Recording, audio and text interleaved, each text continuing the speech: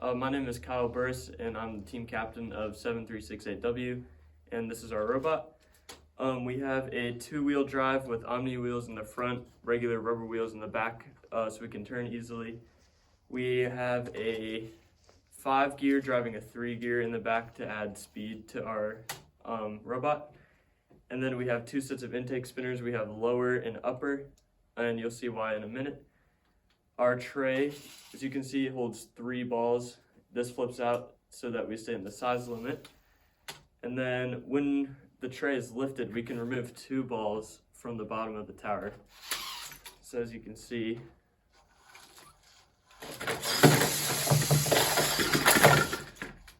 like that. And then we have anti-tip wheels in the back. These hook on to these spinners, so when we spin them at the beginning, they passively come out. And these help our robot from tipping over, and they also de-score balls from the middle tower.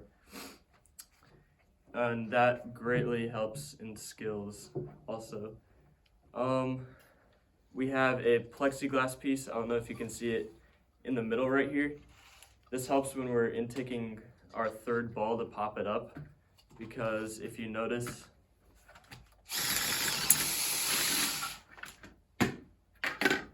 there's not quite enough space in here, so it pops this ball up in the back, which allows us to hold 3. Then we lift it up, then it holds all 3, and we can then pull up to the tower, score all 3 of them in the tower like that. And then just a couple other notes. We have our lift is a 3-gear driving 5 gears, which helps greatly with like torque. We also rubber banded to help with the torque.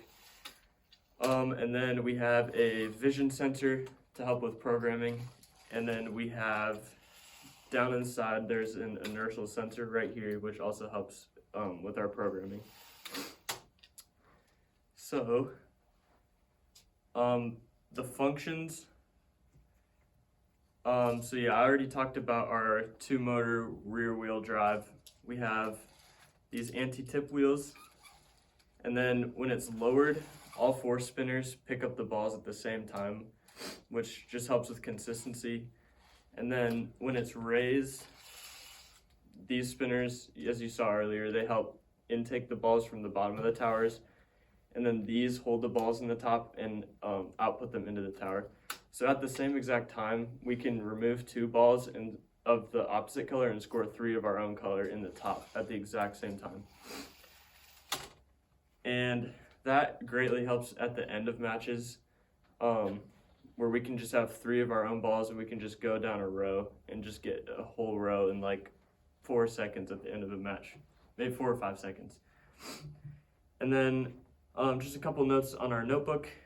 We started over the summer, and we tried to document all of our steps along the way. And if you look at it, I would say we did a good job of putting in like literally everything we did to the robot. At the beginning, we have 4 little drawings or ideas that we brainstormed at the beginning, and we have a decision matrix that shows that we stuck with this design. Our second design was like the other robots, the cycler ones, but we thought that this would be a good idea, especially at the end game of the matches where we can score a whole row quickly.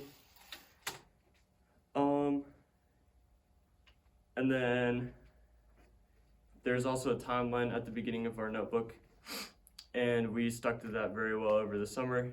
And even though matches have got delayed for COVID and stuff, that just gave us extra time to work so that we're able to compete in state. So yep, that's our robot.